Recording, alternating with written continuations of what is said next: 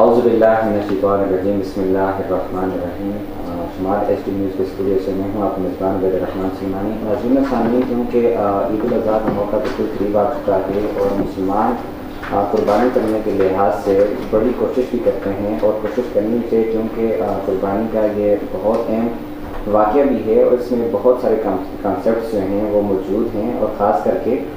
سیدنا ابراہیم علیہ نبینا علیہ الصلوۃ والسلام آپ کو جو خواب آتی ہے، پھر اس کی تعبیر کے لیے حضرت اسماعیل علیہ السلام کا کیا کردار ہوتا ہے، وہ ساری چیزیں مختصر انداز میں آپ کے سامنے رکھیں گے۔ لیکن ہمارا جو آج بیسک ٹاپک ہے وہ یہ ہے کہ قربانی کے مسائل کیا ہیں، کیسا جانور ہونا چاہیے، اور جس طرح لوگ بڑی بڑی جگہوں سے جانور خریدنے کے لیے جاتے ہیں، سیلفیاں دیکھنے کو ملتی ہیں، بہت ساری چیزیں ہیں، لیکن مختصراً ان سب چیزوں کو لے کر چلیں گے۔ سب سے پہلے یہ جو قربانی کا فلسفہ ہے، حضرت ابراہیم علیہ نبینا علیہ الصلوۃ والسلام کو اللہ تعالیٰ نے بہت بڑی عمر میں، یعنی کہ یہ سمجھیں سادہ لفظ میں بزرگی کی عمر میں آپ کو اللہ نے اولاد نرینہ سے نوازا، بیٹے کی دولت سے نوازا۔ لیکن جب آپ کی اولاد ہو جاتی ہے، اس کے بعد آپ کو خواب آ جاتی ہے کہ آپ کو یہ جو بیٹا ہے اس کو میری راہ میں قربان کر دیں، میری راہ میں ذبح کر دیں۔ نبی کی جو خواب ہوتی ہے در حقیقت وہ خواب حقیقت ہی ہوتی ہے، وہ جھوٹ نہیں ہو سکتا، وہ اللہ کی طرف سے حکمت ہوتی ہے۔ بہرحال جب آپ نے یہ خواب دیکھی، اس خواب کا ذکر اپنے بیٹے کے ساتھ کیا۔ طویل واقعہ ہے مختصر انداز میں کہ حضرت اسماعیل علیہ السلام جب یہ سنتے ہیں، آپ صابر و شاکر کی ایک زندہ مثال ہیں۔ آپ کہتے ہیں کہ میرے بابا جان، اگر اللہ تعالیٰ کی طرف سے یہ حکم آ گیا ہے کہ مجھے ذبح کر دیا جائے تو آپ دیر نہ کریں۔ یہاں تک کہا کہ آپ اپنی آنکھوں کے اوپر پٹی باندھ لیں تاکہ ایسے نہ ہو جب آپ مجھے ذبح کرنے لگیں اور میں تڑپوں تو آپ مجھے چھوڑ دیں، ذبح نہ کریں۔ یہاں تک کہ آپ کو کہا کہ آپ اپنی آنکھوں پر پٹی باندھ لیں۔ یہ حضرت اسماعیل علیہ السلام اتنے بچپنے کی عمر میں یہ سارا کچھ کر رہے ہیں۔ بہرحال جب یہ سارا واقعہ ہوتا ہے اور حضرت اسماعیل علیہ السلام کو جب اللہ کی راہ میں قربان کر دیا جاتا ہے، جیسے ہی آپ کو ذبح کرنے لگتے ہیں، اتنے میں اللہ تعالیٰ کی طرف سے جبرائیل امین ایک جانور لے کر برگاہ حضرت ابراہیم علیہ نبینا علیہ الصلوۃ والسلام میں حاضر ہو جاتے ہیں، اور جب وہ چھری پھیرتے ہیں، ان کی آنکھوں پر پٹی باندھی ہوئی ہے، در حقیقت وہ اپنے بیٹے کو ہی ذبح کر رہے تھے، لیکن اللہ تعالیٰ کی حکمتیں ہیں، وہ کس طرح کس سے کیا قربانی لے سکتا ہے۔ بہرحال جب آپ نے ذبح کرنا چاہا تو بکری کا، مینڈے کا جو بچہ تھا وہ ذبح ہو گیا، اور اسی طرح قربانی کا آغاز ہوا۔ بہرحال اس کو میں ساتھ ساتھ لے کر چلتا ہوں کہ سابقہ امت نبی کریم صلی اللہ علیہ وسلم کی امت جو ہے، جو اس سے کم جتنی امتیں گزریں، جب وہ قربانی کیا کرتی تھیں تو ان کو یہ کھانا نصیب نہ ہوا کرتا تھا۔ جب بھی کچھ چیز قربان کرتے، اگر اس کی قربانی کرنی ہوتی تو جس جگہ پر وہ جا کر قربانی کیا کرتے اس کو وہیں پر چھوڑ دیا کرتے۔ اگر وہ قبول ہوتی، اس کو آ کر غیب سے آگ آتی، آ کر کھا جایا کرتی، تو اس طرح پتہ لگتا کہ وہ ان کی قربانی قبول ہو چکی، یعنی کہ وہ کھا نہیں سکتے تھے۔ لیکن یہاں پر امت محمدی صلی اللہ علیہ وسلم کی یہ فضیلت ہے کہ یہ جب قربانی کریں گے، خود گوشت بھی کھائیں گے، دوستوں کو بھی کھلائیں گے، غریبوں کو، یتیموں کو، بے سہارا لوگوں کو کھلائیں گے، لیکن اجر و ثواب ان کو ضرور ملے گا۔ اچھا، قربانی کے جانور کے حوالے سے جو اہم معلومات وہ آپ کے سامنے ضرور رکھنا چاہیں گے، کیونکہ لوگ یہ کہتے ہیں کہ جانور خوبصورت ہونا چاہیے، پیارا ہونا چاہیے، حسین ہونا چاہیے، اور طرح طرح کی چیزیں اس میں دیکھنے کو ملتی ہیں، لیکن جہاں پر آپ خوبصورت جانور کی تلاش کرتے ہیں وہیں پر آپ کا مال بھی جو ہے وہ بھی پاک ہونا بڑا ضروری ہے۔ اگر آپ سود کے کاروبار سے آپ اس طرح کی چیزیں لیتے ہیں تو آپ کی قربانی اس طرح نہیں ہوتی، اور صرف سود کے کاروبار ہی نہیں ہے، اس کے علاوہ بھی آپ اگر دیکھیں، آپ اگر تاجر ہیں، اگر آپ ذخیرہ اندوزی کرتے ہیں، نجائز منافع خوری کرتے ہیں، حرام خوری جس کو کہتے ہیں، اگر وہ آپ کرتے ہیں تو آپ کی پھر قربانی اس طرح نہیں ہوتی۔ بھلے آپ کچھ بھی کر لیں، بندہ اگر حرام کا ایک لقمہ کھا لے، نہ اس کی نمازیں قبول ہیں، نہ اس کے روزے قبول ہیں، اگر وہ حج کرنے جاتے ہیں نہ اس کا حج قبول ہے، اور اسی طرح قربانی نہ اس کی قربانی قبول ہوتی ہے۔ بہرحال یہ جو قربانی ہے، جب آپ جانور دیکھنے کے لیے جائیں تو آپ کا مال کا پاک ہونا بہت زیادہ ضروری ہے۔ اچھا، جب آپ جانور لیتے ہیں، آج کل مارکیٹ کے اندر ایک چیز دیکھی جاتی ہے، کیونکہ احادیث مبارکہ اس چیز کا تعین کر دیتی ہیں کہ جانور کی عمر کتنی ہونی چاہیے۔ اگر بکری کا بچہ ہے، بکری ہے، تو اس کی عمر 1 سال کی ہونا بہت زیادہ ضروری ہے۔ اس کے علاوہ اگر بھیڑ بکری ہو، اس کی عمر اگر 6 مہینے ہے یا اس سے زائد ہے اور لگتا وہ سال کا ہو، اس طرح محسوس ہوتا کہ یہ سال کا ہے، تو اس کی قربانی اس طرح جائز ہے۔ باقی گائے ہو گیا، تو گائے بیل ان کی جو عمر ہے اس کی عمر 2 سال ہونا بہت زیادہ ضروری ہے۔ اس کو اس لیے ہم ڈسکس کر رہے ہیں کہ اکثر جو بیپاری حضرات ہوتے ہیں، جو فروخت کرنے والے ہوتے ہیں، وہ اپنا سیزن لگانے کے لیے اکثر جگہوں پر یہ دیکھا بھی جاتا ہے کہ وہ دانت لگا دیتے ہیں، آرٹیفیشیل دانت جس کو کہتے ہیں، ان کے قدرتی دانت نہیں ہوتے، حالانکہ اس چیز کا کنسیپٹ نہیں ہے، لیکن اس کے باوجود بھی اگر کوئی اس طرح کی 2 نمبری کرے تو دنیا کمانے کے لیے اپنی آخرت کو تباہ نہ کریں، کیونکہ یہ ماہ ذی الحج کا مہینہ ہوتا ہے، اس میں لوگ قربانی کرتے ہیں، تو اس میں بھی اگر آپ اس طرح تجارت کرنے کے لیے حرام خوری اگر کریں گے تو میں سمجھتا ہوں آپ جو تجارت ہے وہ فائدہ مند نہیں، حالانکہ یہ تجارت جو ہے مقدس پیشہ ہے، اگر آپ اس کو اس طرح لے کر نہیں چلیں گے تو یہ آپ کو باعث ثواب کے بجائے باعث عذاب بن سکتا ہے۔ اچھا، جو اسی طرح اگر 2 سال سے کم عمر کی گائے ہو، بیل ہو، 1 دن بھی اگر کم ہے تو اس کی قربانی جائز کسی بھی صورت نہیں ہے۔ اچھا، پھر اونٹ میں آ جاتے ہیں۔ اونٹ ہو تو اس کی جو عمر ہے وہ 5 سال ہونا بہت زیادہ ضروری ہے، اور اس میں حصوں کی اگر ہم بات کریں تو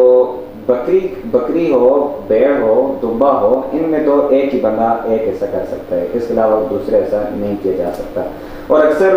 لوگ اس طرح بھی کہتے ہیں کہ ہمارے پورے خاندان کی طرف سے، ہمارے پورے گھر کی طرف سے یہ قربانی کی جا رہی ہے، تو اس طرح بھی نہیں ہے، کیونکہ جس پر جو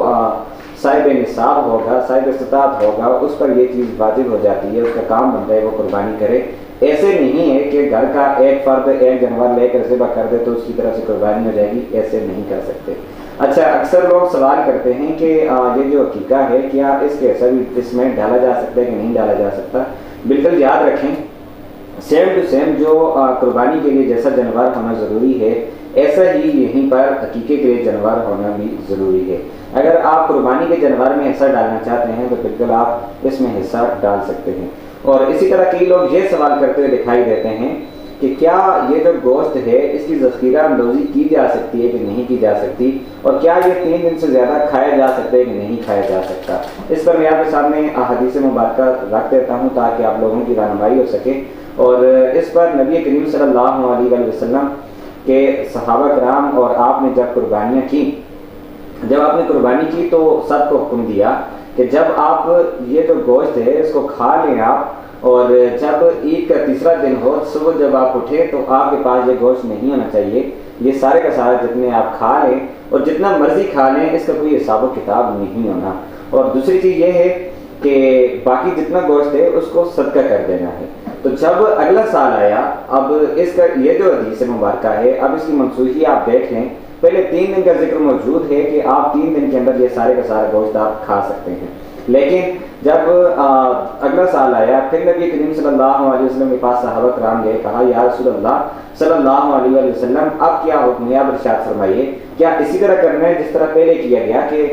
3 دنوں کے اندر ہم نے جو کھانا تھا کھا لیا، باقی اس طرح صدقہ کر دیا، کیا کرنا ہے؟ تو نبی کریم صلی اللہ علیہ وسلم نے ارشاد فرمایا اب اس طرح نہیں کرنا، اب جتنا کتنا آپ کھا سکتے ہو کھا لو، جتنے دن مرضی کھا سکتے ہو کھا لو۔ اکثر لوگ یہ بھی کہتے ہیں کہ اس کو صرف محرم تک کھایا جا سکتے، نہیں، آپ پورا سال بھی اس کو کھا سکتے ہیں، لیکن ایک چیز ذہن میں رکھیں، ہم اس طرح کرتے ہیں کہ جب بازار کے اندر جاتے ہیں کوشش ہوتی ہے، خواہش ہوتی ہے، ہر بندہ ایسا گوشت جو ہے اس کو تلاش کر رہا ہوتا ہے کہ ہمیں فریش تازہ سا گوشت مل جائے، تو جب آپ گھروں کے اندر اتنا زیادہ گوشت رکھتے ہیں تو اس کا کافی نقصان بھی ہوتا ہے۔ ضروری نہیں ہے کہ آپ بیمار ہوئی ہوں، ممکن ہے آپ بیمار ہو سکتے ہیں، لیکن کوشش کریں کہ 6 مہینوں کے اندر اس کو کھا لیں، کیونکہ موسم کی تبدیلی بھی سارا کچھ سامنے نظر آتا ہے۔ اچھا، اس کے اگر ہم حصوں کی بات کریں، اس کے حصے کس طرح کیے جائیں، کیونکہ دیہاتوں میں، شہروں میں کافی جگہوں پہ جب بھی قربانی ہوتی ہے، کیونکہ سال میں ایک مرتبہ قربانی کرنی ہوتی ہے، تو لوگوں کے ذہنوں میں اس طرح کے سوال نہیں آتے یا ان کو سمجھ نہیں ہوتی۔ کئی لوگ ساری زندگی قربانی کر رہے تھے لیکن ان کو قربانی کے مسائل کا پتہ نہیں ہوتا۔ اچھا، جب آپ حصے کر رہے ہوں، سب سے پہلے آپ اس کے 3 حصے کر سکتے ہیں۔ 3 حصے اس میں غریبوں کے، مساکینوں کے آپ حصہ کر سکتے ہیں، دوسرا حصہ آپ اپنے دوستوں کے اور عزیز و اقربا کے آپ دوسرا حصہ کر سکتے ہیں، اور تیسرا حصہ جو ہے وہ آپ اپنے لیے کر سکتے ہیں۔ یہ 3 حصے جب آپ کریں گے تو بالکل یہ جتنے بھی لوگ ہوں گے ان کو آسانی کے ساتھ گوشت میسر ہوگا، لیکن یہ چیز ذہن میں رہنی چاہیے، اگر آپ پورا گوشت بھی کھا لیتے ہیں تو ٹھیک ہے، جائز ہے، لیکن یہ پورا سال جو لوگ گوشت کو دیکھ نہیں سکتے، لے نہیں سکتے، کھا نہیں سکتے، ان کو میسر نہیں ہوتا۔ یہ ایک موقع ہوتا ہے کہ آپ کسی غریب کا سہارا بن سکتے ہیں، آپ کسی یتیم کا سہارا بن سکتے ہیں، آپ کسی بے سہارے کا سہارا بن سکتے ہیں، یہ ایک موقع ہوتا ہے۔ لیکن اس موقع سے لوگ ناجائز فائدہ اٹھانے کی کوشش کرتے ہیں، اور کافی سارے اس میں سوالات ہیں، مزید جلدی کیونکہ آگے چلتے ہیں۔ اس طرح آپ حصے کر سکتے ہیں اور آپ کو گوشت تقسیم بھی کرنا چاہیے، اور ہاں اگر آپ سارے کا سارا رکھنا چاہتے ہیں کم از کم اس میں سے اتنا ضرور تقسیم کر دیں کہ آپ کے اثر کے میں نے صدقہ کیا ہے۔ اور اس میں بڑی اہم چیز ہے کہ لوگ جو ہیں اس کی سیلفیاں وغیرہ لگا رہے ہوتے ہیں کہ ہم نے قربانی کر دی ہے، اتنے کا ہم نے بیل آیا ہے، اتنا اس کا وزن نکلے، اس کی تشہیر کر رہے ہوتے ہیں جیسے کسی اخبار میں یا ٹی وی چینل پہ اس کی ایڈورٹائزمنٹ کرنی ہو یا اس کی مشہوری کرنی ہے، اس طرح دیکھنے کو ملتا ہے۔ لیکن یاد رکھیں قرآن مجید فرقان حمید کہتے ہیں لن ینال اللہ لحومها ولا دماؤها ولکن ینالہ التقوی منکم، کہ یہ جو گوشت ہے، یہ جو خون ہے، یہ اللہ کو نہیں پہنچتا، اللہ کو جو پہنچتا ہے وہ تمہارا تقویٰ پہنچتا ہے۔ اس لیے جب بھی آپ قربانی کریں اس میں آپ کا حسن اخلاق ہونا، حسن کردار ہونا، آپ کا تقویٰ ہونا بہت زیادہ ضروری ہے۔ اگر آپ کا اس میں تقویٰ نہیں ہے، آپ کی نیت میں اخلاص نہیں ہے، تو پھر قربانی فقط ایک رسمی کروائی ہے، ایک جانور ذبح کرنے کا نام قربانی نہیں ہے۔ اس لیے قربانی اس لفظ کو یہ اگر بندہ سمجھ لے تو میں سمجھتا ہوں کہ آپ کے کافی سارے مسائل حل ہو جاتے ہیں۔ اگر آپ قربانی کرتے ہیں تو اگر آپ اپنے قریبی رشتہ داروں کا خیال نہیں رکھتے، آپ غریبوں کا خیال نہیں رکھتے، اور وہ کیا قیامت کے لمحات ہوں گے، وہ کیسے لمحات ہوں گے جب آپ کے پاس گوشت موجود بھی ہو، ایک بندہ مانگنے والا آئے اور غریب ہو، بالکل اس کی ایسی استطاعت نہ ہو کہ وہ گوشت خرید سکتا ہو، لے سکتا ہو، اور آپ کے پاس گوشت موجود ہونے کے باوجود اگر آپ کہیں کہ ہمارے پاس گوشت نہیں ہے، گوشت ختم ہو گئے، جھوٹ بولنا الگ سے گناہ، اور اس طرح کسی بے سہارے کا سہارا نہ بننا یہ بھی گناہ کے زمرے میں ہی آتا ہے۔ اکثر لوگ کیونکہ عید الاضحیٰ کے موقع پر